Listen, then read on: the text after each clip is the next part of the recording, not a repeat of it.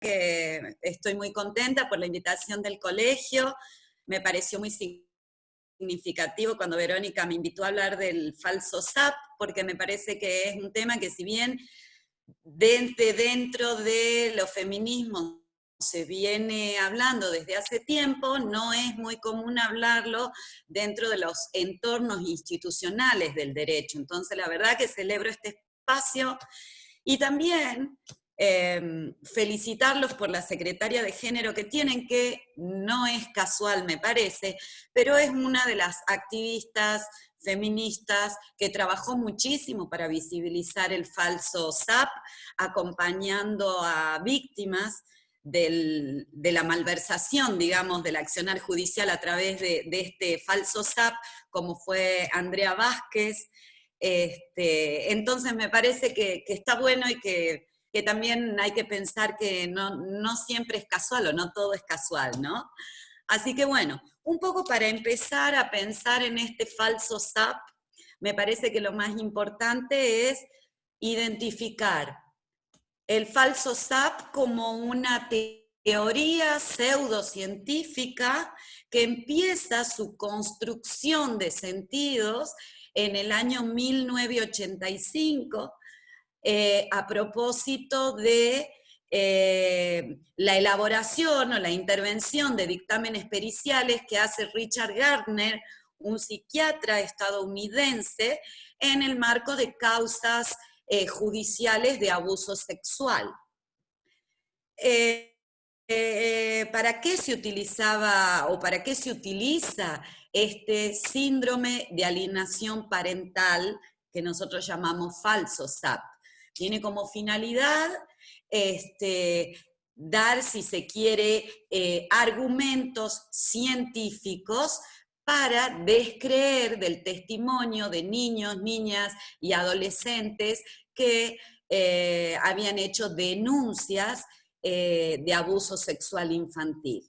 También se utilizó en juicios donde estaba reñida la custodia parental entre invitores, a propósito de causas de abuso sexual infantil o no, pero sí para forzar una revinculación en estos niños con el progenitor, que en general ocupaba el lugar de denunciado por abuso sexual. ¿Por qué es importante que nosotros advirtamos la importancia de este tipo de estrategias, que son estrategias jurídicas, pero que también son estrategias políticas? Por un lado son estrategias jurídicas porque se dan en el marco de procesos que se ventilan en sede penal o de procesos que se ventilan en sede civil, en general en fueros de familia, o civiles, pero en cuestiones de familia. Pero también decimos que son políticas por dos cuestiones. Por un lado, porque necesitan del accionar articulado de varios operadores del derecho. Operadores del derecho que provienen de los saberes biomédicos, operadores del derecho que provienen de dentro de el Poder Judicial, y operadores del derecho que serían abogados y abogadas que ejercen la profesión. El falso SAP no se introduce en un proceso si no es a propósito de un abogado o abogada que lo invoca a los fines de desacreditar el testimonio de un niño, de una niña o de un adolescente, y si se quiere también de promover la desacreditación del testimonio de una madre que en general acompaña a esos niños, niñas o adolescentes en los procesos, sino que además requiere de otra estructura, como es los saberes biomédicos, que son los que van a participar a modo de sustentar desde los científicos, si se quiere, ese planteo, y en paralelo van a necesitar de magistrados y magistradas que, en vez de advertir la estrategia o la maniobra de desacreditación en ese accionar jurídico, lo que hacen es validar o hacerse eco de ese tipo de teorías pseudocientíficas. Es importante que tengamos presente de que no es que yo le llamo pseudocientífica porque soy una feminista, activista, que quiero desacreditar esta teoría. El síndrome de alienación parental que esbozó Richard Gardner desde Estados Unidos, jamás obtuvo ningún tipo de validación científica, ni siquiera dentro del entorno donde él se movía. ¿Qué quiere decir esto? Si bien hubo publicaciones sobre el síndrome de alienación parental, luego se descubrió que las publicaciones eran todas provenientes de una editorial propia y nunca había sometido su teoría a ningún tipo de referato y o si se quiere, a ningún tipo de evaluación de pares. Esto es muy grave porque esto le quita rigor científico a su investigación. Es esto lo que lleva luego a desacreditar muchísimos o a dar vueltas muchísimos de los procesos, incluso donde él había actuado como perito, y terminan cayendo. También nos referimos al falso SAP o al síndrome de alienación parental como falso SAP, porque estas teorías o las llamamos teorías pseudocientíficas y no científicas, porque fíjense ustedes que jamás estuvo respaldada por ningún tipo de asociación de psiquiatría ni de asociación de psicología, y por el contrario, luego la Organización Mundial de la Salud y la Asociación de Psiquiatría de Estados Unidos, como así también la Asociación Médica de Estados Unidos, que es donde nace esta herramienta, la desmienten como tal y la denuncian como una teoría o como una teoría científica que no tenía ningún fundamento científico. Pero fíjense que en el interín hubo muchísimas causas donde se había utilizado. Fíjense ustedes que tampoco está en el CIE-10. El CIE-10 es como un nomenclador que elaboran la Asociación Mundial de la Salud para incorporar algún tipo de patología para respaldar algún tipo de algún tipo o alguna clase de alienación o de patologías que puedan entrecruzar la salud mental, la salud física y la salud integral, y tampoco está dentro del CIE-10. Refiero a este tipo de cuestiones, ¿por qué?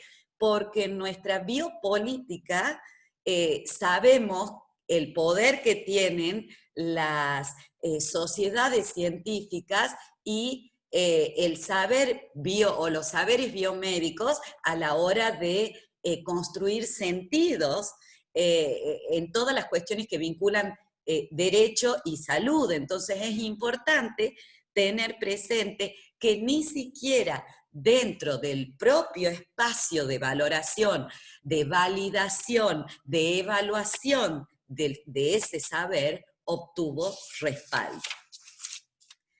Hay una psicóloga, una psiquiatra, mejor dicho, forense, Virginia Berlin-Blau, o Berlin-Benbro, no sé bien cómo se pronuncia, pero si ustedes la googlean la van a encontrar, es una psiquiatra forense muy importante que hace tiempo que viene visibilizando, al igual que Eva Giberti desde la psicología, cómo el síndrome de alienación parental o el uso del síndrome de alienación parental en el marco de procesos jurídicos hace oídos sordos o si se quiere pasa por alto la absoluta y completa desigualdad de poder que existe en el marco de los procesos donde se aplica.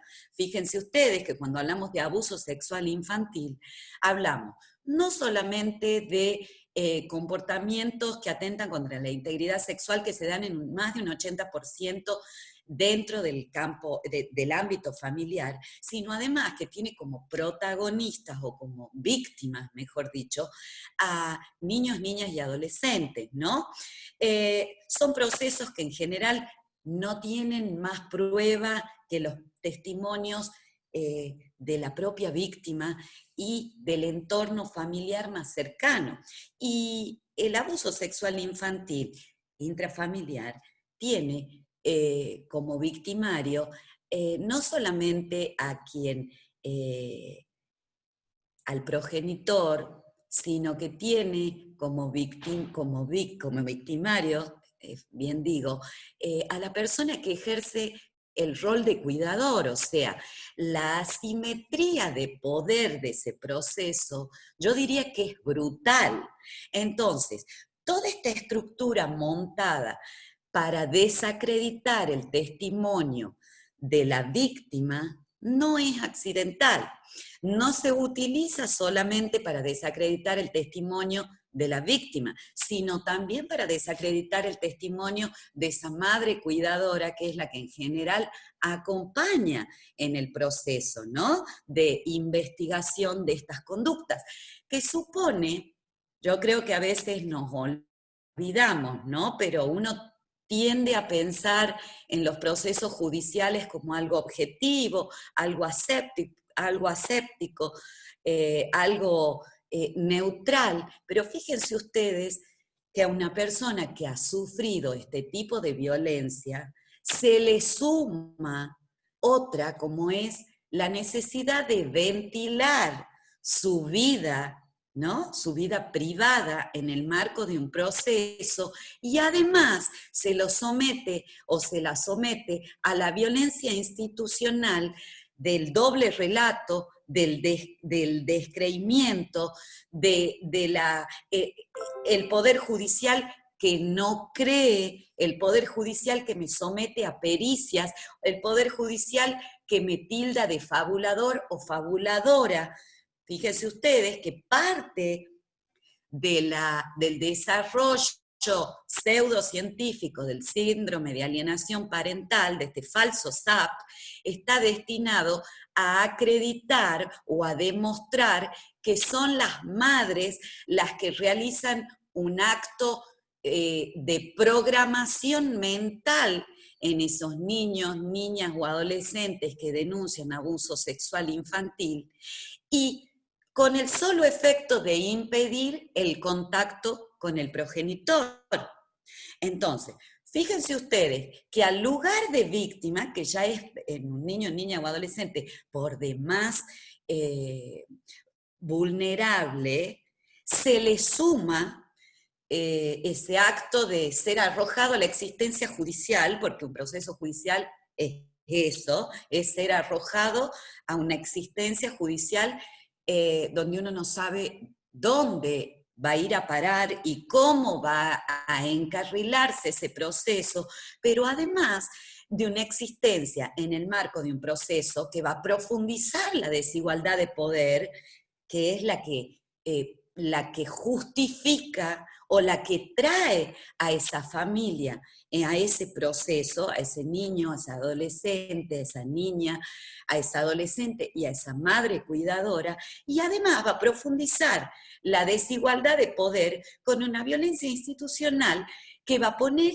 en funcionamiento una gran maquinaria que va a estar integrada por abogados y abogadas, por magistrados, magistradas y por peritos, ya sea del cuerpo forense o consultores técnicos, de donde sea que actúen como auxiliares de la justicia para plantear este síndrome de alienación parental, con lo cual la búsqueda de la verdad objetiva, yo les diría que si en un proceso penal cualquiera es difícil, en un proceso de este tipo se torna prácticamente imposible.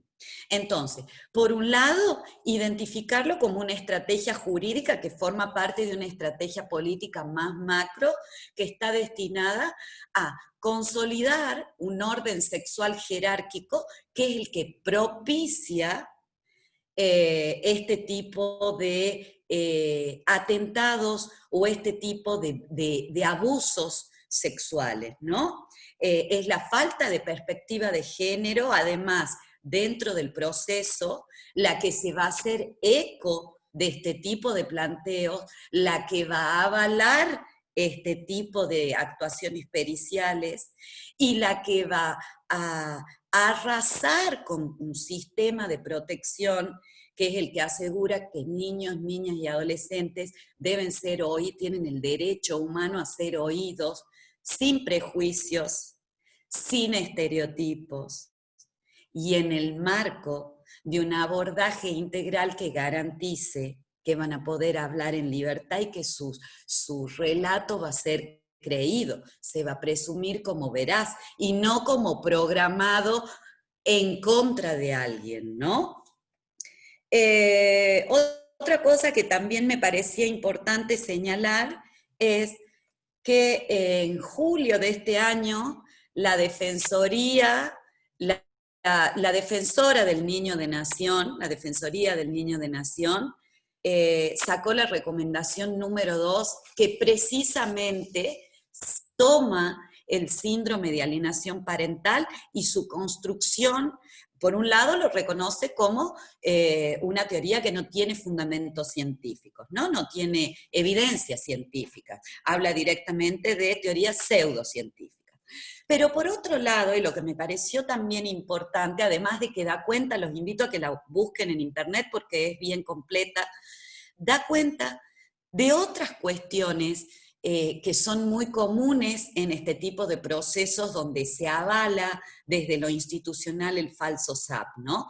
Que son otras actuaciones procesales que suelen parecer. Yo me las imprimí, se las voy a leer. El ocultamiento de los expedientes, ¿no? Expedientes que se pierden, expedientes que no aparecen, expedientes que tienen pases y que no están más en el juzgado o en la fiscalía, notificaciones que nunca llegan. Les doy un ejemplo. Ustedes sabrán que las pericias tienen que ser notificadas a las partes para que las partes tengan o puedan ejercer el derecho de control y bilateralidad, ¿no? En el control de la prueba. Entonces, pericias que no se notifican a las partes, pericias que por lo mismo pueden quedar firmes, o notificaciones a audiencias que no llegan a las partes. Otra forma es expedientes paralelos que se inician, ¿no? Se inicia una denuncia de abuso sexual infantil y en paralelo se inicia un impedimento de contacto.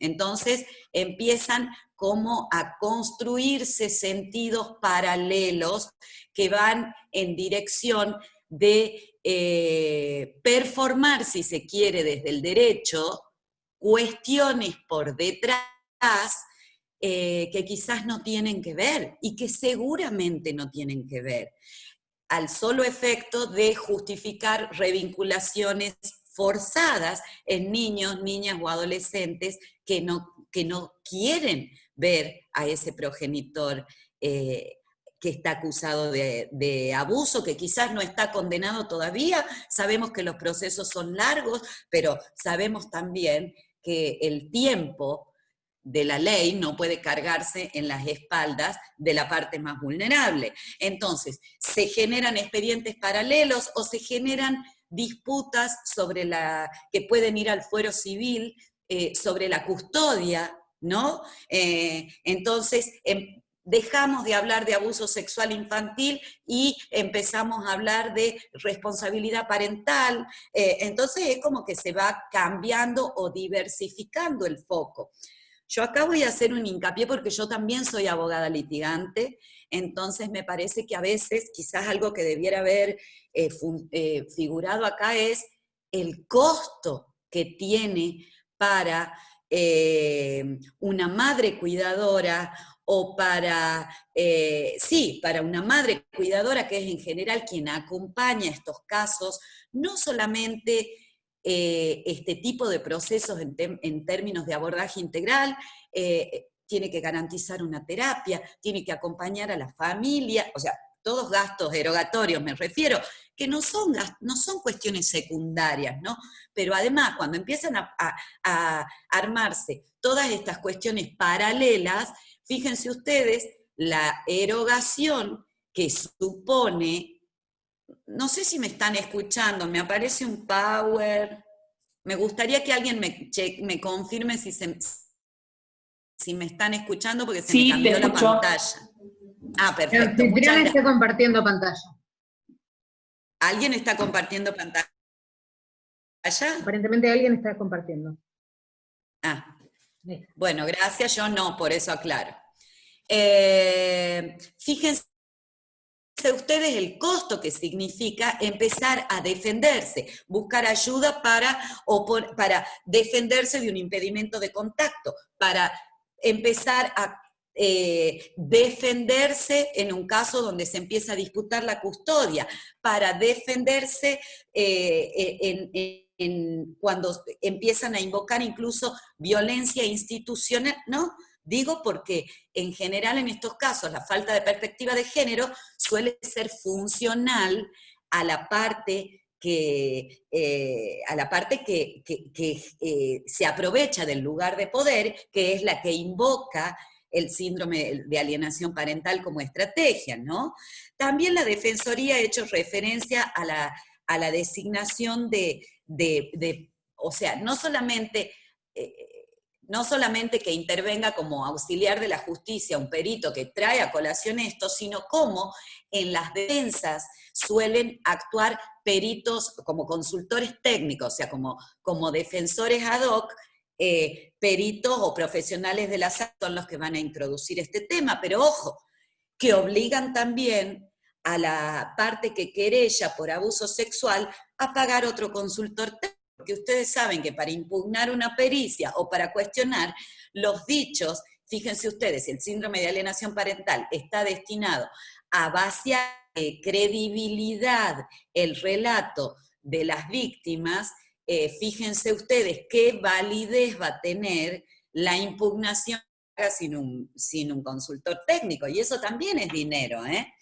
También habla de coerción por medios de la fuerza pública, ¿no?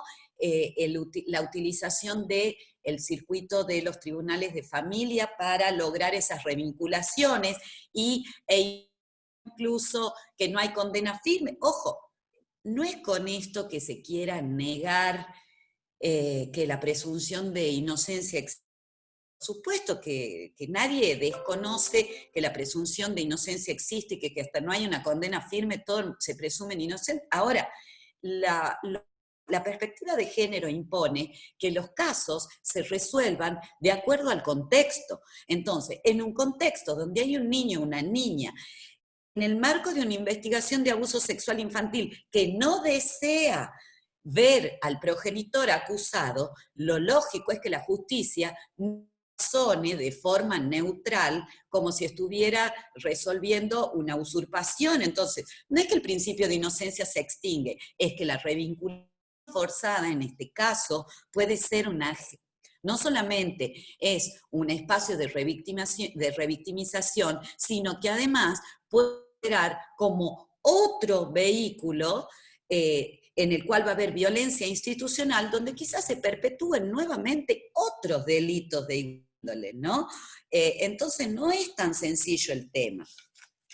Sí hacerles referencia a que estas serían como formas encubiertas o alternativas que van más allá de la pericia propiamente dicha, ¿no? De las recomendaciones, les quería decir que la Defensoría del Niño habla expresamente de, por un lado, necesidad de respetar o de asegurar, mejor dicho, el derecho a ser oídos de niños, niñas y adolescentes con la textura, la densidad e intensidad que garantiza el artículo 12 de la Convención de los Derechos del Niño, pero observación 12 y 13 de la Convención de los Derechos del Niño, y el artículo 27 de la Ley 26061 de nuestro de protección de niños, niñas y adolescentes. O sea, hacer especial hincapié en ese derecho a ser oído que no se es más que sentarme y poner la oreja. Es una escucha empática, libre de prejuicios, libre de estereotipos.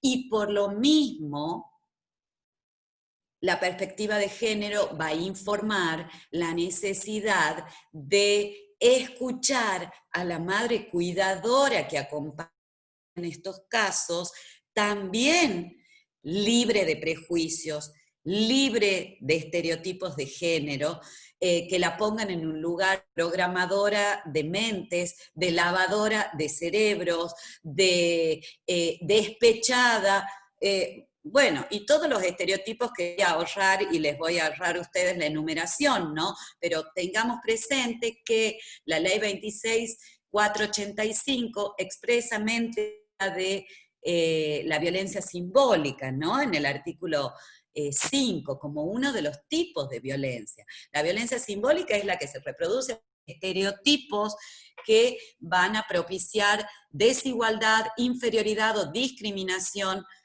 en el caso de las mujeres. Cualquier tipo de estereotipos que permea un proceso judicial debe ser identificado como violencia simbólica, pero si además el uso de los estereotipos proviene del accionar jurisdiccional, tiene que ser identificado como violencia institucional, que está en el artículo inciso B de la ley 26.485, ¿no? Otra de las recomendaciones que hace la Defensoría del Niño es tener en consideración e incorporar en las causas los informes de especialistas, tener informes alternativos, ¿no?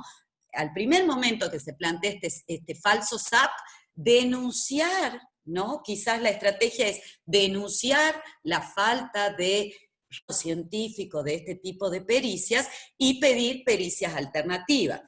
A mí en lo particular hace unas cuantas recomendaciones más, como es monitorear, incorporar la perspectiva de género y demás. A mí en lo personal me parece que se quedó corta, me parece que, y como estamos en un campo que nuclea gigantes de la abogacía, me parece que acá donde se queda corta la recomendación es que nosotros tenemos que saber como litigantes que un perito que hace un informe pericial que no tiene fundamentos científicos es un perito que hace mal su tarea. Entonces, lo que tendría que ser excluido de la lista de peritos. De la misma forma que un abogado o una abogada que plantea el falso en defensa o en representación de algún progenitor que está siendo investigado por abuso sexual infantil y demás, me parece a mí que debiera, como es una teoría que no tiene fundamentos científicos, y para eso podríamos recurrir solamente a la recomendación número 2 de la Defensoría del Niño, que está muy completa, que es la que yo les estaba leyendo, y pedir y hacer una denuncia en el Tribunal de Ética. De la misma forma, ¿por qué? Porque está haciendo uso, a ver, las defensas tienen que tener un límite en términos éticos. Entonces, si yo voy a invocar teorías que no tienen respaldo científico, y yo estoy ejerciendo de forma poco ética la relación, o al menos debieran investigar en el seno de los colegios de abogados. Pero además de eso, un magistrado o una magistrada que aplica el falso SAP como teoría científica válida, siendo que no tiene respaldo científico, debería ser un magistrado o una magistrada a quien se le pide juicio político. ¿Por qué? Porque dentro de las causales de juicio político que hay en todas las constituciones está la ignorancia de derecho. Entonces, no se puede ignorar, o sea, no se puede aplicar teorías pseudocientíficas o no se puede tomar decisiones en base a argumentos científicos que no están validados por la misma comunidad del saber. ¿Por qué? Porque entonces ese conocimiento es científico. Entonces sería una sentencia sin motivación. No solo una sentencia sin motivación, sino una sentencia que incurre en ignorancia de derecho. Sí, les referencia que hay dos fallos ya bien lindos para que los vean. SD versus MN sobre tenencia de hijos en un fallo de la Corte de Justicia de la Provincia de Buenos Aires del 22/6/2006, donde habla específicamente del falso SAP y le retira el carácter de teoría científica y habla del mal uso y la malversación de los conocimientos científicos detrás de esto, para decir que no tiene justificación teórica, pero además el fallo de la Cámara de Casación Penal Altuve Carlos sobre recurso extraordinario 2007, donde también se trató de hacer una defensa invocando el falso SAP y justificar, digamos, el sobreseimiento de una persona imputada de abuso sexual infantil y fue desacreditado y se habla incluso de el SAP como falso SAP, como una teoría que no tiene fundamentos científicos. Yo, si les parece, me quedo acá y me quedo abierta a las preguntas que ustedes tengan para seguir. Perfecto, muy clara, Soledad. Justamente estaba viendo recién el chat que había habido varias intervenciones, mientras vos hablabas habías disparado interrogantes y reflexiones. Una de ellas era la de Néstor Carlos Litter. No sé si, Néstor, querés formularla vos o querés que yo la lea. Tenés la posibilidad de sacarle el silencio a... Tienen todos la posibilidad, digamos, de sacar su silencio. Así que, Néstor, no sé si querés que yo la lea o querés hablar vos. ¿Estás? A ver, Néstor, ¿estás ahí? Bueno. Sí, hola. El planteo, ahí está. Sí, pero si querés formularla vos, no hay problema. No, podés, por eso te digo, tenés la libertad de hacerlo vos si querés. La pregunta apunta... buenas tardes, doctora. Son dos preguntas, básicamente. La primera, si usted entiende que la madre cuidadora también eventualmente puede ser incluida como obstruccionista de contacto, por lo tanto pueda ejercer alguna influencia negativa en los hijos víctimas, o lo atribuye únicamente al progenitor, como primera cuestión. Y la segunda pregunta es en relación a qué opinión tiene de la regulación legal que hizo Brasil del SAP, único país de Latinoamérica que lo ha hecho hasta ahora, tengo entendido. Gracias. Gracias, Néstor. A ver, no vamos a romper un juicio para crear otro.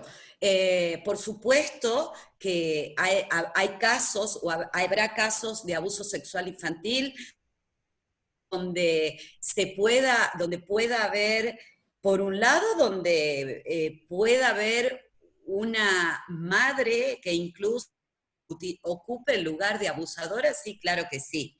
Ahora, si lo que me estás preguntando es, ojo, tanto el abuso sexual infantil, porque también se utiliza el SAP en causas donde están disputando la custodia. Que habrá madres cuidadoras que sin abuso sexual infantil podrían obstruir el régimen de comunicación, sí, por supuesto que sí. Lo que puede ocurrir, como puede ocurrir en casos al revés, donde hay padres que tienen la tenencia o la custodia y obstruyen el contacto. No es mi intención romper un prejuicio para crear otro biológico, ¿no? Pero lo que sí nos dicen las estadísticas es, por un lado, que la mayoría de los casos donde se utiliza el SAP es en casos donde está el padre, no la madre, sino el padre acusado de abuso sexual infantil, donde hay además... y se lo utiliza precisamente para la revinculación forzada, y no es en los casos donde se está disputando una cuestión de familia, bueno, doctora, entonces, pero exclusivamente. Pero entonces, la estadística no es una entidad clínica. ¿Cómo? Que la estadística no me parece que sea una entidad clínica. O sea, que haya una mayoría de padres y no de madres. ¿Y cuál sería la que entidad eso clínica? Nos permita hacer una definición. ¿Y cuál sería el una referencia, por ejemplo, para tomar. Yo te digo, por ejemplo, más del 80% de los abusos sexuales infantiles son intrafamiliares. Eso es una estadística. Yo te digo otra estadística, la gran mayoría, porque no me atrevo a decirte el 100%, porque no es así, pero la gran mayoría de los casos de abuso sexual infantil tienen intrafamiliar, tienen al progenitor varón como protagonista. Decía, eso no es la clínica. ¿Cuál sería la referencia que vos tomarías para hacer algún tipo de No, análisis? yo lo que diría que dentro del concepto o dentro del contexto, y yo, digamos, primero parto de la base de ratifico que el SAP no tiene rigor científico, lo rechazo categóricamente como un síndrome, pero por otro lado, tampoco me quiero incluir dentro de lo que debaten los contextos de influencia negativa hacia los hijos tienen una mayoría de padres o una mayoría de madres, porque eso a mí no me parece que nos es útil como para formular una definición conceptual, digamos. O sea, yo no podría afirmar que porque hay más padres que ejercen, porque son más los padres que ejercen influencia negativa sobre las madres, por lo tanto, la única que queda exceptuada es la madre cuidadora de, No, no, no. de esta influencia Acuerdo negativa. con vos. Entonces, digamos, Por eso es que te hacía la aclaración. Por supuesto que puede haber casos al revés. Ahora, yo los casos no es que he que puede investigado, haber, los casos que... Está bien, hay un pero el montón, no es SAP, que puede. pero no, discúlpame, Néstor.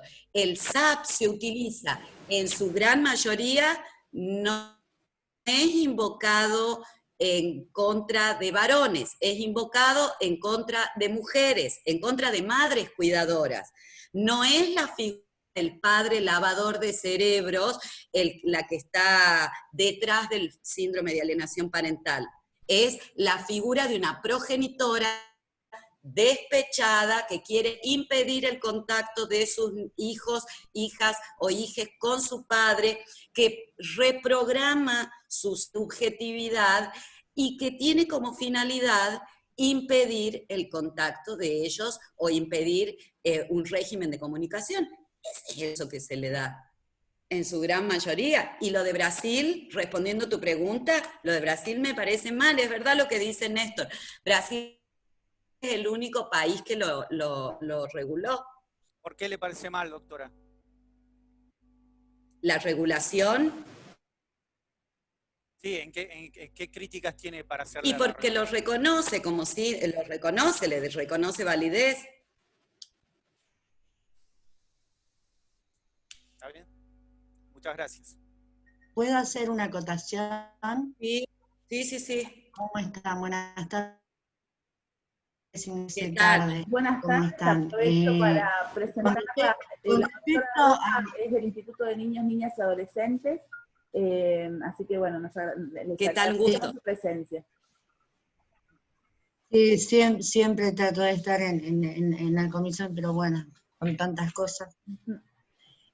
Nosotros hemos hablado el año pasado también en el instituto sobre el síndrome de alienación parental de Richard Gardner, porque obviamente había antes muchas sentencias en donde se nombraba al síndrome. Obviamente, como todos sabemos, es una teoría no científica de este señor Richard Gardner, que no está dentro de las patologías del DSM-6 de la Organización Mundial de la Salud respecto de si es una patología o no, pero coincido en parte con el doctor Néstor Litter, Sí. ¿era que recién hablaba?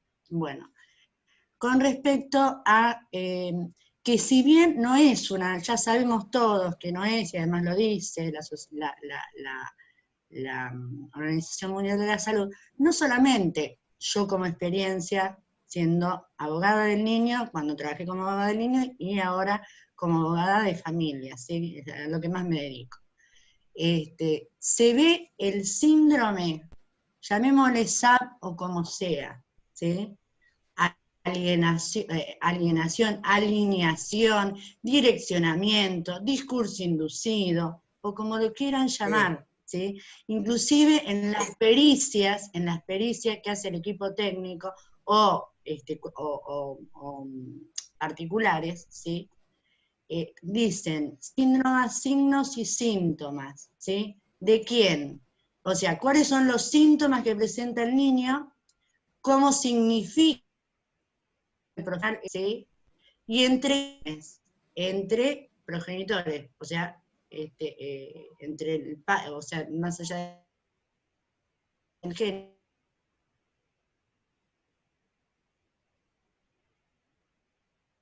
género, adolescentes.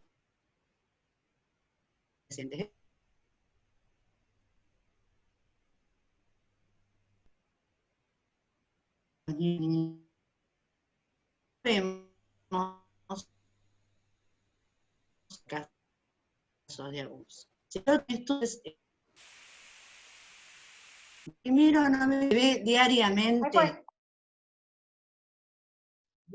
de familia, ya sea cuidado personal, unilateral o compartido, comunicación con los hijos, violencia familiar, como se ve mucho a los niños subafectados o revictimizados, ¿sí? Y justamente, sin ponerle ese nombre, ¿sí? Se ve las características que le dio este señor Richard Gardner o como le puso el nombre a este tipo de conducta que ejerce uno de los progenitores sobre el niño. Lo vemos en los expedientes, Así que eso yo más o menos estaría un poco de acuerdo. Y también, doctora, hay otro país que no recuerdo si es Colombia, que lo tenía el síndrome de alienación parental en la ley de violencia familiar, ¿sí? Como una de las causales. Después lo tuvo que sacar, no sé, no recuerdo, doctora, si usted recuerda cuál es ese país, no sé, me recuerdo si es Colombia, que lo tenía en la ley de violencia familiar y lo tuvo que sacar justamente cuando la Organización Mundial de la Salud no lo consideró patológico, que era Yo le voy a patología. decir, Pero estaba en una de yo las le voy a decir causales. qué es lo que me parece a mí. A ver, yo soy feminista, ahora tampoco soy una tarada que voy a defender cualquier cosa, eso también les quiero aclarar. De hecho, una de las críticas que yo vengo haciendo es la malversación de la violencia. Cuando todo es violencia, nada es violencia. O sea, con esto, ¿qué les quiero decir? Me parece que como respecto de todo, siempre va a haber quien utilice mal el vínculo con sus hijos, quien se aproveche del lugar de... O sea, por supuesto que siempre está el revés de la trama.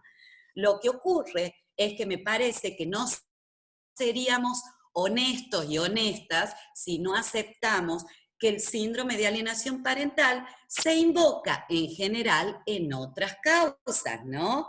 O sea, y con esto no quiero decir que no haya mujeres, madres, que obstruyan el vínculo, porque me parece que son dos cuestiones distintas, ¿no?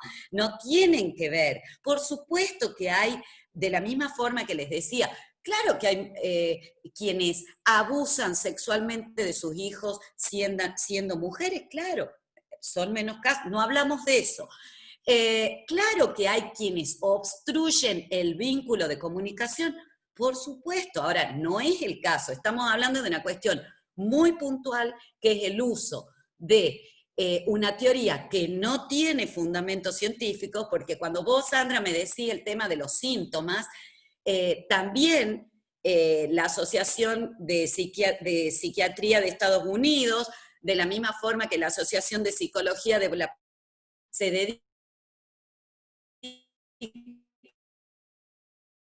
digo la de Tucumán porque van a desacreditar ese check de síntomas como propios un síndrome es un conjunto de signos y síntomas. Se dedicaron a desacreditar esos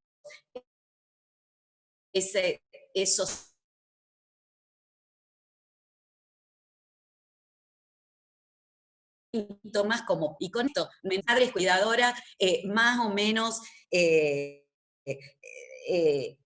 abocadas a impedir el contacto. No estoy diciendo eso, yo lo que estoy diciendo es, puntualmente, estoy hablando de una casuística muy específica, que es la que se da en los procesos de abuso sexual infantil, que es la invocación del SAP.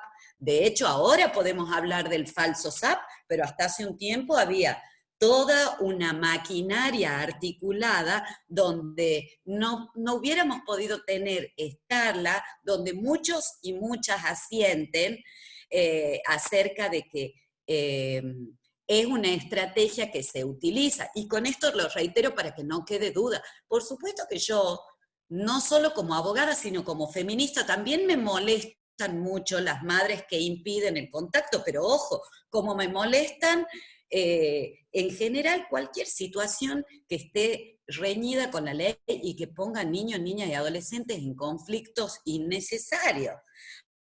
Pero en general no es esta la figura que se utiliza para esos casos, ¿no? Clarísimo, doctora. De contacto se utiliza como estrategia paralela en la denuncia de abuso. Sí, perdón. No, no, No, sí, estoy de acuerdo. Y saludos al Jardín de la República, soy también tucumana. Son coterráneas. Gracias. Bueno, Sí, sí, usted acá que puede pasar todo. Acá puede, en Tucumán, que puede pasar, vos sabés, todo lo que nos imaginemos y lo que no también. A la cuestión, yo diría que no hay que ser ni misandri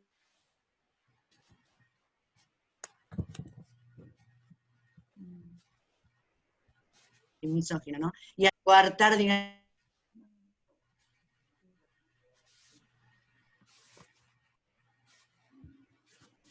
o cosificar también estudiando esta problemática.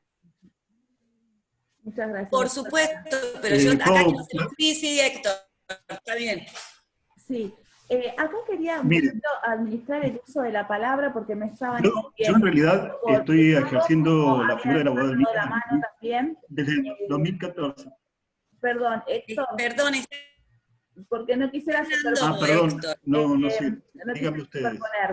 Vamos a hacer así para poder administrar el uso de la palabra. Bueno, Héctor, vos ya habías empezado a hablar para hacer tu intervención, tu consulta, tu reflexión. Después habían levantado la mano la doctora Rosa Merlo, la doctora Piscini y la doctora Albornoz. Me gustaría que siguiéramos en ese orden, cosa de después poder ir haciendo rotación de la palabra. ¿Puede ser? Entonces ahora habla el doctor Jenny, después la doctora Merlo, después la doctora Piscini y después la doctora Albornoz, ¿sí? Siguiendo un poco este circuito de las intervenciones.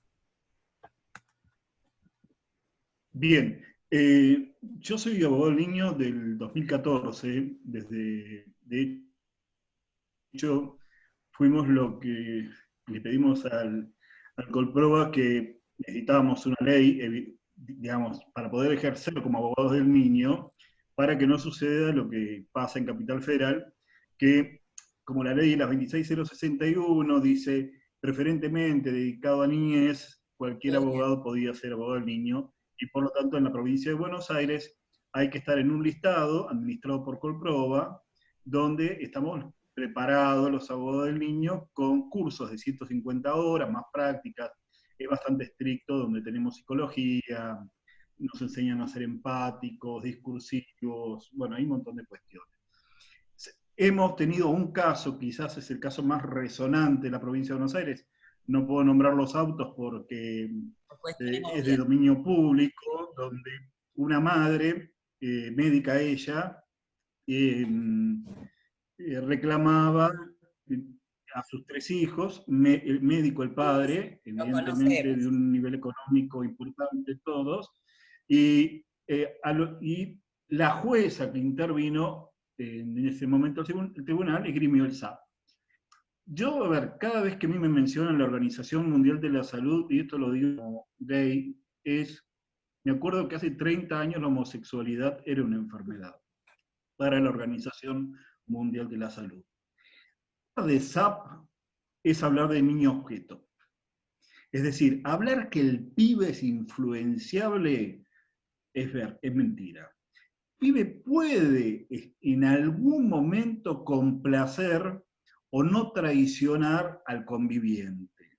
Pero bien tratado del abogado del niño, el juzgado y el equipo técnico, uno sabe puntualmente qué es lo que el chico quiere. Yo en este momento estoy con una restitución internacional de un chico ruso. El chico habla ruso, 6 años. Y yo les puedo decir, nada más que con los dibujos que me manda, donde el padre que está reclamando se llama Félix, nada más que con los dibujos que me manda, él tiene muy claro qué es lo que quiere. Digamos, esto es lo que nosotros llamamos, los abogados del niño, escucha activa. Acá no se trata de misoginia, si hay casos de hombres, lo usan, digamos, el tema del abuso sexual es un uso lamentable de una figura terrible para alejar al hijo del padre no conviviente o quizá de la madre conviviente o el padre conviviente. Pero, digamos, no utilizar SAP, porque digamos, la denominación de SAP es niño objeto. Es el niño que sigue creyendo que los reyes existen. Y yo les puedo asegurar que yo tengo chat, video chat, durante todo el día con mis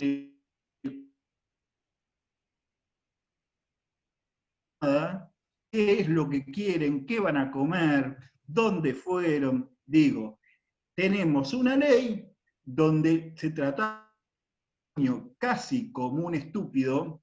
De hecho, fíjense una cosa, en la provincia de Buenos Aires, en Capital Federal, se siguen llamando asesoría de menores. Menores son las cosas. Menores son las cosas. E incapaces. Es decir, y ahí viene la problemática con el abogado del niño. ¿Qué fue la figura del abogado del niño? En realidad, en el SAP salió a romper con esta estructura maquiavélica que se esgrimía alrededor de un chico donde no tenía palabra. Entonces, cuando el pibe empieza a hablar, uno se da cuenta que no está influenciado. Porque si hablamos de influencia, hablamos de SAP. El pibe no está influenciado. A la larga o a la corta, y es problemático, y no en la primera reunión, la segunda, la cuarta, la quinta, uno se tiene que hacer amigo, termina diciendo qué es lo que pasa. Y muchas veces es el pibe el que pone el punto final a la controversia entre los padres. No tengamos al SAP como un recurso que tienen algunos jueces y está alienado porque en realidad la madre le taladra la cabeza con el padre. Si el padre ejerce bien su función, no hay manera de taladrarle la cabeza al hijo, y no pasa con la madre. Lo que pasa es que en realidad nosotros estamos pidiendo que el sistema judicial sea bueno, cuando en realidad tenemos un grave problema. Tenemos malos padres y malas madres. Gracias. Gracias por su intervención, doctor. Ahora iba a hacer uso de la palabra la doctora Merlo y después la doctora Piscini.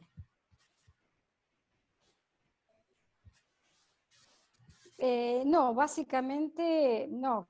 Yo realmente coincido con Soledad en todos los puntos de lo que habló. Aparte, bueno, se quiere decir que esto es una herramienta del feminismo y no, porque en realidad siendo el síndrome, este tema termina siendo utilizado, mal utilizado, es falso, no se lo reconoce y aparte está utilizado por la justicia. Acá Matanza, el caso Jano, ¿te acordás, Verónica, cómo fue el tema de Jano? Y tenemos varios casos más y varias situaciones más donde realmente los chicos no solamente no expresar, sino que iban contra las madres cuidadoras, contra las madres que decían que eran madres que ejercían violencia sobre sus hijos y le eran arrebatados.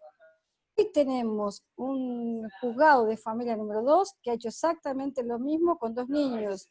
Le está negando el derecho a estos 2 niños a sus madres. Han sido arrebatados por su progenitor y desconocen y no dejan que hablen los chicos. Así que en realidad es una herramienta utilizada judicialmente y sobre eso, por ahí Soledad ya lo dijo, yo soy una fan de ella, así que no no voy a aclarar más que eso, pero realmente soy una fan de toda la vida, desde Jaque a la Reina, así que considero que todo lo que diga tiene razón y la amo. La escuché en Mendoza, la escucho donde está, la escucho, pero realmente hoy lo que nosotros tenemos también que combatir contra los juzgados de familia. Nos encontramos con que la madre pide las protecciones, encontramos atrás el impedimento de contacto, tenemos una perimetral por 180 días y atrás un padre que pide el contacto, la revinculación, y que la madre cuidadora como que tuvo de llenarle la cabeza a esos pobres chicos. La verdad que hoy no se está mirando ni tampoco a los niños en el conflicto, no se los está escuchando, y los jueces son los que menos están escuchándolos. Yo pido justicia para María Luján Moya, quien hoy está sufriendo de esa situación familia 2. Así que bueno, yo agradecer Soledad, y bueno, después me gustaría que te vuelvan a invitar al colegio. Gracias, gracias, gracias. Yo un poco coincidencia con lo que decía Rosa y con lo que decía Héctor, me parece que quizás yo no soy lo suficientemente clara, o quizás creo que hay cosas como obvias, pero cuando hablamos de perspectiva de género, no hablamos de cuestiones de mujeres, ni de un posicionamiento en términos biológicos. Cuando hablamos de perspectiva de género, hablamos de relaciones de poder. Entonces, una relación que se entabla entre litigante o entre víctima y Ministerio Público, entre víctima y la defensa, en el marco de un proceso civil. La desigualdad de poder es mucha, la asimetría de poder. Por eso es que es necesaria la perspectiva de género, no el solo efecto de desarticular estereotipos de género que también propician la desigualdad de poder. Lo digo porque últimamente estoy escuchando demasiado como una cosa, como una vuelta de tuerca biologicista, y como si fuera que las que hacemos capacitaciones de género o nos dedicamos a develar ese velo de la ignorancia rawlsiano que no existe y que tiene que ver con las desigualdades intrínsecas de poder en los géneros, parece que estuviéramos hablando de cuestiones de mujeres exclusivamente, ¿no? Que esta sea una problemática que tenga como especiales vinculaciones con el tema, no quiere decir que la perspectiva de género en este tema sea esa.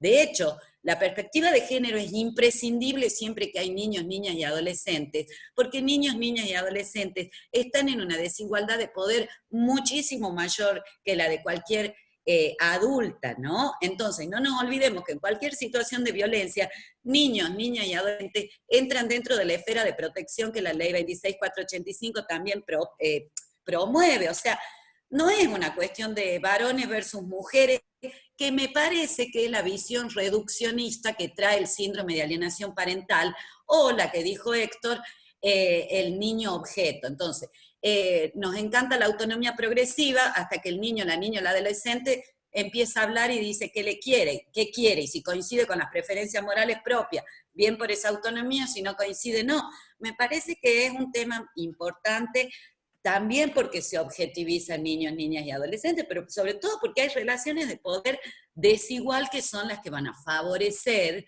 ese lugar del niño como manipulable, programable, se le lava el cerebro, no entiende, repite lo que dice la mamá, ¿se entiende? A eso me refería. Sigo escuchando las preguntas, perdón que parece que hablo mucho. No, está muy bien. Ahí va a hacer uso de la palabra la doctora Fabiana Pacini.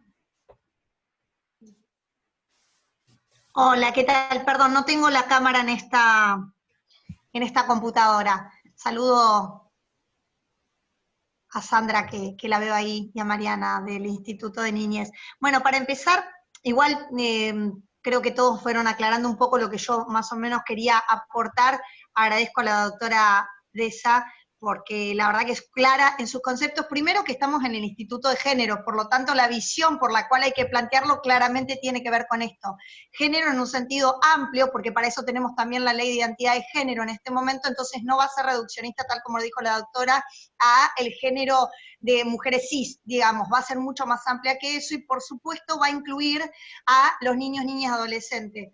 Obviamente, tenemos ahí, compartimos varias ideas con Sandra Roa, pero en este caso para mí no se puede ni siquiera no podemos decir, podemos ponerle el nombre que querramos, porque una teoría para ser tal tiene que estar demostrada científicamente, por lo tanto no hay que ponerle cualquier nombre, total es lo mismo, porque si no está demostrado como teoría, o no tiene una comprobación científica, entonces ni siquiera podemos hablar de una teoría.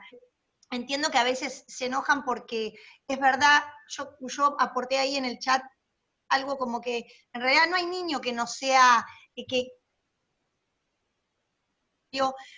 no estén la voz de sus progenitores, todos, obviamente, de ahí a llegar a una influencia tal que lo pueda anular como sujeto de derecho, tal como dijo el doctor Yemi, me parece que hay un abismo, ¿no? Entonces, todo lo que fueron diciendo, ¿no? Si creemos efectivamente en que el niño es un sujeto de derecho, si creemos efectivamente en la cuestión de la maduración suficiente, de su capacidad progresiva y demás, no podemos en absoluto hablar del SAP. La tenemos que no solo eliminar como nuestro lenguaje común o como lo que escuchamos, o sea, yo soy profesora de la universidad y escucho estudiantes de derecho que defienden el SAP. Y eso a mí ya me pone los pelos como de punta. Eso no significa que no pueda haber algún tipo de influencia, pero de ahí a la anulación del sujeto de derecho niño, y además desde la perspectiva de género, que para eso es este instituto, mayormente y mayoritariamente es un argumento, más allá de las excepciones. El doctor Néstor, perdón, había hablado ahí de los casos que para mí son excepciones, sigo sosteniendo que son excepciones, porque como estas relaciones de poder, como dijo la doctora, siguen siendo mayoritariamente desiguales en ese aspecto, tal vez cuando algún día dejen de serlo, dejaremos de hablar desde esta óptica, pero por ahora hay que seguir implementando la perspectiva de género para analizar estos conceptos, porque sigue habiendo relaciones desiguales, y entonces desde esa perspectiva mayoritariamente quienes utilizan el SAP como defensa, y realmente a mí me pone muy triste cuando lo hacen, porque eso es una defensa técnica, entonces es triste que los colegas utilicen una teoría, que no es teoría, en realidad, un argumento de este estilo como defensa técnica, porque me parece que de violencia intrafamiliar. Por lo tanto, yo cuando leo eso pienso que el juez más tiene que imponer una medida de restricción, porque obviamente en la misma defensa técnica está avalando ese defensor que está yendo por el denunciado, está avalando la cuestión de la violencia de género. Si habla del SAP, para mí avala la violencia de género. Entonces me parece que hay que hacer un análisis desde esa lógica, no desde el feminismo, no creo que ni habría que aclararlo, porque creo que va más allá de la posición ideológica de feminista que tengamos o no, creo que no deberíamos ni aclararlo. Simplemente entender que no la podemos específicamente, y como no es teoría, más allá de lo que dijo el doctor Yemi, obviamente la OMC también va evolucionando en estos sentidos. Lo que consideraba hace años atrás una enfermedad, como era la homosexualidad, hoy con la evolución de la sociedad no lo puede hacer, y creo que nunca va a avalar, o no debería avalar nunca, si tenemos al niño como sujeto de derecho, no debería avalar absolutamente nunca el SAP como una teoría científica comprobada. Nada, igual como para redondear o para lo que todos fueron diciendo, pero quería aclarar esto de que ni siquiera deberíamos llamarla falsa teoría, porque para eso tiene que haber una cuestión de corroboración científica, que en este caso no la hay. Y bueno, y si creemos en las instituciones, con todas las falencias que ellas puedan tener, son las únicas que, la OMC es la única que nos puede decir si esto tiene validez o no tiene validez científica en este caso, ¿no? Porque nosotros somos abogados la mayoría, además. Avalaremos cuestiones científicas desde otra óptica, pero no desde la óptica médica. Nada más, gracias. Muchas gracias, doctora Pacini. Te cuento, Soledad, que bueno, además de tener institutos afines porque tratan temáticas de familia, niños y adolescentes, también tenemos la presencia de los miembros del Instituto de Derechos Humanos, están presentes la doctora Rastego, el doctor Bot, y también la doctora Merlo, que es la directora del Instituto de Derecho Colectivo Laboral, del Trabajo. Así que bueno, quería contarte que esto es bien transversal, porque realmente la cuestión de género entendemos que es transversal a todas las temáticas, a todos los institutos de nuestros colegios. Y también comentarte que esto es interdisciplinario, por lo cual también tenemos la presencia de psicólogos y psicólogas. Entre ellos está alguien que también me gustaría que haga uso de la palabra en un ratito, que es la licenciada Raquel Wiesenfeld, que trata fuertemente estos temas con gran perspectiva de género, y es un encuentro federalísimo, es lo que nos permiten las nuevas tecnologías, ¿no? Tenemos miembros tanto del Poder Judicial como de otros departamentos judiciales, de otras colegiaturas, de todo el país. Estamos hablando desde Jujuy hasta Neuquén, hemos tenido inscriptas. Así que bueno, estamos muy contentos, satisfechos con la actividad. Ahora iba a hacer uso de la palabra la doctora Albornoz, y después me gustaría que se preparara la licenciada Raquel Wiesenfeld, que viene trabajando fuerte estos temas, por si quiere tener alguna intervención, algún intercambio con la doctora Deza. ¿La doctora Albornoz está al habla?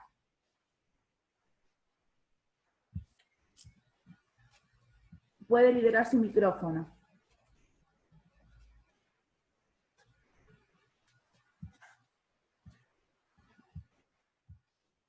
Hola, ¿me escuchan bien? ¿Sí? ¿Me escuchan bien? Sí. Bueno. Sí, doctora, se escucha bien. Perfecto. Bueno, entonces, si no está presente la doctora Albornoz, me gustaría que pudiera hacer uso de la palabra la licenciada Lisa, si la doctora no está ahora disponible. ¿Tiene liberado su micrófono, Raquel? Sí se la ve a la doctora Albornoz, pero no tiene liberado el micrófono. A ver. ¿Alguna de las dos? A ver. Sí, tiene liberado el micrófono, pero tal vez no tiene audio, me parece. Bueno, la licenciada Raquel Wiesenfeld, que ella es psicóloga y acompañó en numerosas pautas que tenían que ver justamente con el de género, de racismo, no sé si quiere hacer la palabra en este momento, si no seguimos para los intercambios de chat. Bueno, seguimos con algunos intercambios de chat. Doctora Deza, no sé si de la última intervención de la doctora Pacini quería comentarnos algo. No, que me gustaría escuchar la gente del campo de la salud mental, que me decía Raquel, sí. Aportar algo.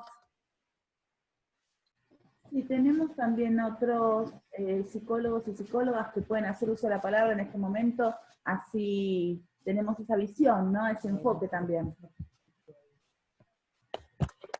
Hola. Hola, sí. Sí, que queríamos escuchar el enfoque. Hola, buenas tardes. Sí. Hola, buenas tardes. Bueno, tengo un poco mal el retorno, escucho medio entrecortado. Bueno, yo soy de Ushuaia, de Tierra del Fuego, y bueno, agradezco mucho la invitación. Quería compartir, bueno, soy trabajadora social, en este caso, para poder participar en este foro es muy importante para mí, y quería comentar que he tenido la auxiliar de la justicia como perito de oficio, y también poder supervisar una revinculación, y bueno, los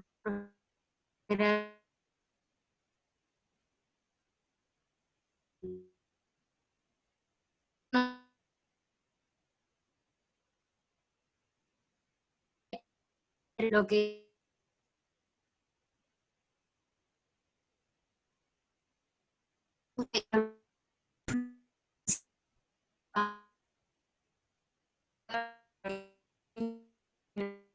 una adolescente con una autonomía progresiva más, y tener en cuenta justamente la parte pericial como, Doctora, como una herramienta más. Le vamos a pedir si puede hablar un poquito más alto porque se entrecorta mucho. Sí, bueno, yo comentaba que justamente no tenía problema de audio. ¿Sí? No sé si me pueden escuchar ahí.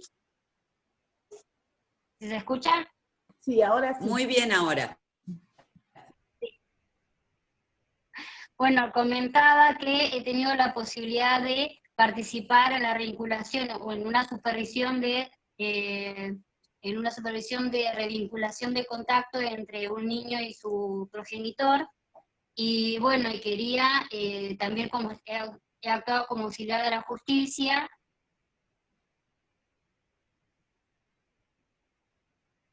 y bueno, quería dar este aporte, poder diferenciar, ¿no?, entre lo que es el SAP y el falso SAP, ¿no?, con la influencia que suele tener un progenitor, una progenitora sobre un niño, ¿no?, que eso es lo que nos obstruye a la revinculación o poder tener el contacto.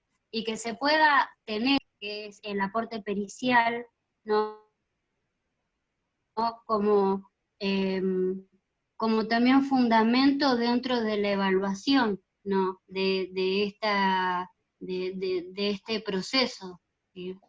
Pero también, para mi criterio, tampoco, como por ahí escucho a otros profesionales, que descartan totalmente que un niño no pueda tener, que pueda ser anulado como sujeto, ¿no?, como sujeto de derecho. A veces la influencia realmente en el niño es tan grande que esta autonomía progresiva, ¿no?, queda obstruida también, ¿no? Por eso hay que siempre determinar la edad del niño y el desarrollo cognitivo, ¿no?, que tiene esta criatura, este niño, esta niña, ¿no? Y no estoy hablando por ahí de adolescente que ya tiene una autonomía progresiva más desarrollada. Y bueno, y por mi parte agradezco la posibilidad de la participación en este foro. Nada más.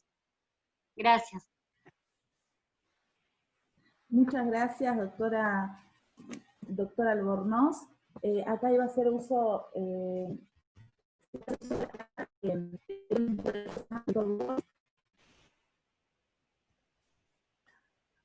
Hola. Bueno, antes que nada, por supuesto, a la doctora Soledad Deza. La que quería efectuarle, bueno, va a ser una consulta y después aprovechar para un comentario, por supuesto. Si esta aplicación, que es el falso SAP, que desafortunadamente todavía no ha mencionado puntualmente por los magistrados o las magistradas, sino a veces utilizado en forma velada, ¿sí? Justamente por todas las críticas que tiene. Entonces, todavía la existencia de un poder judicial patriarcal, que ahora prestos a una nueva reforma ya se han visto algunas esbozos de esas resistencias que va a tener, por supuesto.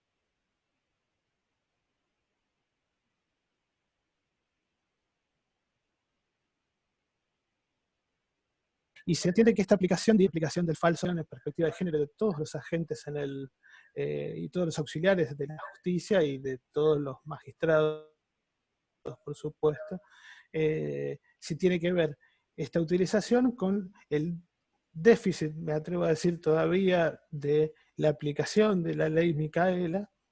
Bueno, esa es la pregunta directamente. Y después, van a aprovechar también para señalarle que uno de los libros que ella escribió, que es Libertad para Belén, lo hemos utilizado mucho aquí en función de una causa que fue muy cara, que fue utilizado por muchas organizaciones.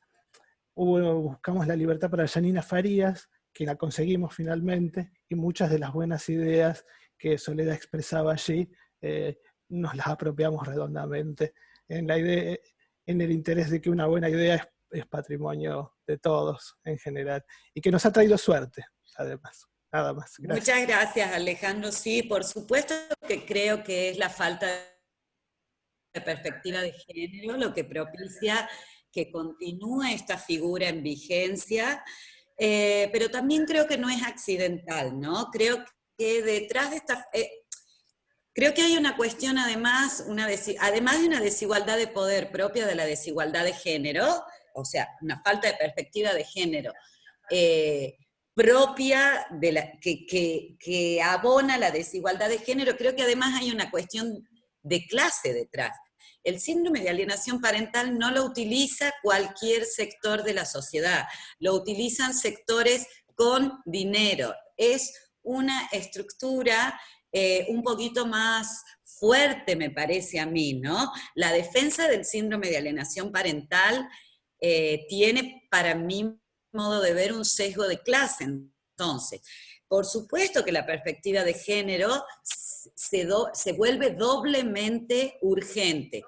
Por un lado, porque lo que no se nombra no existe, y si nosotros de verdad creemos que el proceso es un proceso neutral, y el derecho es neutral, y el proceso es objetivo, estamos fritos, frites, como le queramos decir.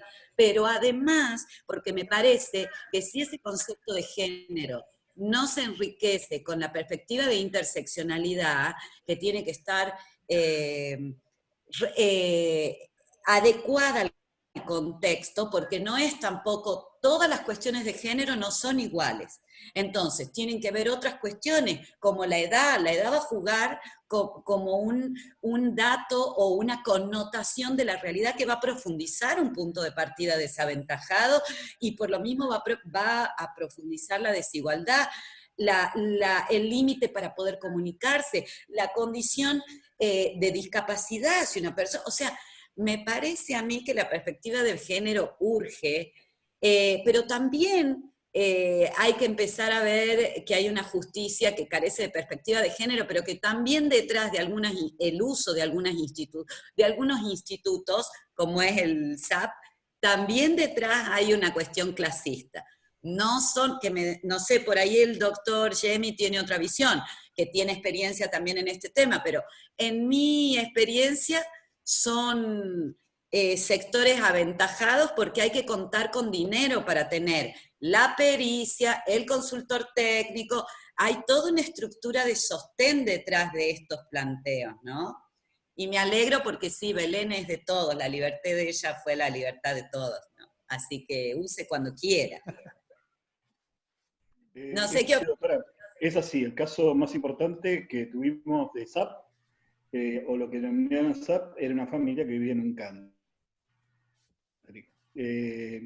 Y otra familia donde ella quiso ser diputada y no la dejaron, así que se imaginarán en Capital Federal quién es, y el marido vive en la provincia de Buenos Aires. Lo que me llama la atención, más allá de esta situación, es que quienes invocan en su mayoría la figura del SAP, a ver, yo pienso, y yo tengo una visión bastante internalizada.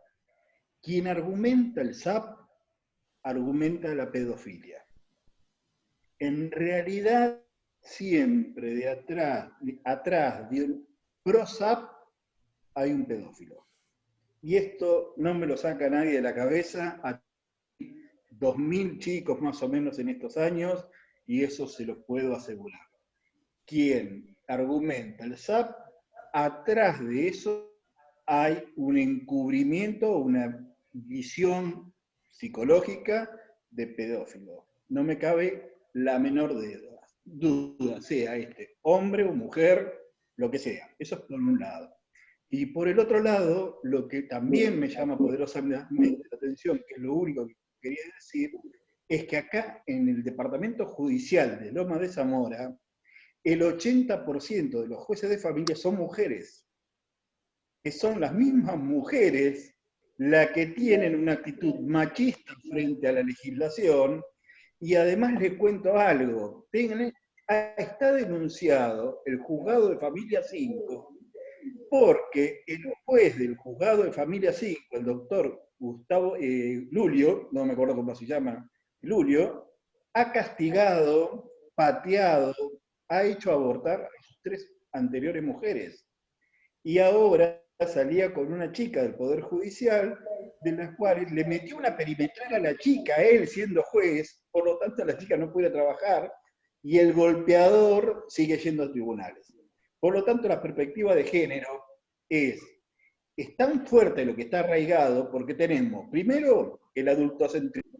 Todo es en concepto del adulto. Yo soy adulto, sé todo, entonces todo gira alrededor mío.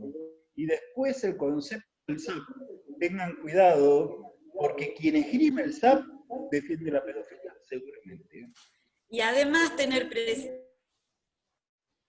que coincido plenamente en que un cuerpo de mujer tampoco asegura una perspectiva de género. Por eso insisto con el tema de la vuelta biologicista, o sea, y que insisto en que el género, lo que va a poner, la perspectiva de género lo que trata es de visibilizar un orden sexual jerárquico. Históricamente se ha predispuesto poder para todo lo que se ha asociado culturalmente con lo masculino y se ha subordinado, subalternizado en términos de poder, todo lo asociado culturalmente con lo femenino, por lo cual lo masculino no se reduce, cuando hablamos de relaciones de poder, a la biología o a la genitalidad, y es mucho más acotado, porque tampoco es cualquier masculino, es blanco, clase media, propietario, instruido, con capacidades, preferentemente católico, y lo femenino por lo mismo, y lo subalternizado es muchísimo mayor. Entonces, también me parece que está bueno, cuando hablamos de perspectiva de género, poder advertir que una jueza, una fiscal, una magistrada no asegura perspectiva de género. Eso también nos obliga como litigantes a estar atentos o atentas, porque a veces detrás del discurso o detrás de la magistrada comprometida, ay, a mí la violencia, cómo me conmueve, en otras cuestiones que no son tan palmarias y donde hay que resolver y hay que tener una cabeza abierta para ver en el contexto dónde hay desigualdad de poder, ahí se fuma. Si no hay un femicidio, parece que no se necesita perspectiva de género. Lo digo porque eso supone, me parece a mí, una sofisticación del patriarcado también, ¿no? Porque ahora ya cualquiera corta, pega un parrafito de la seda, y ya pareciera que tiene perspectiva de género y que se insufló la perspectiva de género como el alma, y no funciona así. La perspectiva de género es política, es una visión económica, es cultural, es un poco de todo, ¿no? Pero por sobre todo es un análisis de la realidad, es un análisis lógico. Y si nosotros no nos atrevemos a ver que el derecho opera como una estructura en sí misma, que puede corregir las desigualdades, pero consolidarlas, y bueno, vamos a estar fritos. Sí, tengamos en cuenta también, perdón, y es la última interrupción, que todos los que estamos acá pertenecen al colegio de abogados, no de abogadas. Es decir, los colegios son colegios de la abogacía. Hay que empezar a hacer entender a nuestras autoridades que los colegios son de la abogacía. Bueno, yo les puedo pasar una presentación yo hice en el año 2011 en Tucumán, pidiendo, 2011, 9 años, que por favor cambien el nombre del colegio, le pongan una arroba, una X, profesionales de la abogacía, porque ya que pagaba la matrícula, por lo menos quería que me nombren. ¿Qué me contestaron? Muy al estilo jurídico, neutral, objetivo y del derecho ese privado que nos gusta. No somos la comisión directiva la que no es la ley que crea el colegio como la que nos impide. Le presté la misma presentación a otros colegios, creo que Juan, el de San Luis, ya lograron cambiarlo. Así que cuando quieran, les pongo send y les envío el pedido de cambio. Gran iniciativa, sí, sería una gran iniciativa. Nos quedamos con ganas de escuchar a algún profesional o alguna profesional de la salud mental. Yo había visto recién que Raquel se había diferenciado, a ver si la podemos escuchar, si no, alguien del campo de la salud mental, que muchos cuando se inscribieron nos aclaraban que eran psicólogos, psicólogas. Los queremos invitar a tener ese enfoque, ¿no? Porque ya que hablamos tan jurídicamente de todo lo que tenía que ver con el SAP, nos gustaría ver esa visión, ¿no? Tener ese enfoque, no nos quisiéramos despedir sin ese enfoque. Estaba viendo también el chat, no sé si alguien quiere hacer alguna consulta, hacer algún comentario, saben que tienen la libertad de poder sacarle el silencio a su micrófono.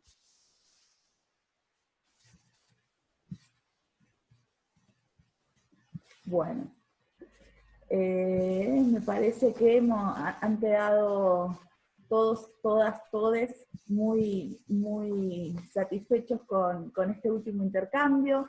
Soledad, agradecerte nuevamente, estamos más que alegres de haber podido contar con vos esta tarde de jueves, lluviosa, que bueno, que pudimos también tener esta modalidad de conversatorio, ¿no? Que no siempre se da, a veces se da una cuestión como mucho más de clase magistral y se pierde esta posibilidad de poder intercambiar que bueno, que tan bien nos hace y nos nutre a todos de diferentes enfoques y visiones, ¿no?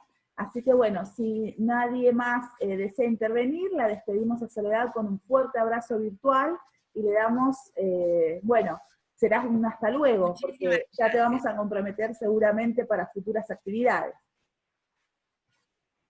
Muchísimas gracias, la verdad que ha sido un placer para mí, gracias por la invitación y cuenten conmigo para cuando quieran. Me divertí un montón yo con ustedes también, la pasé bárbaro. Saludos a Tucumán. Bueno, gracias. Hace mucho que no voy. Okay. Esperamos. Y cuídense, por favor, cuídense. Todos, por favor. todas, cuídense. Cuídense. Así es.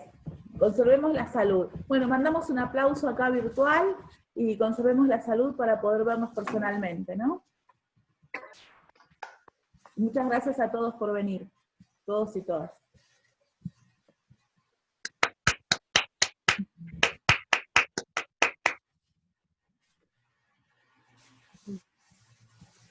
Cortamos la charla.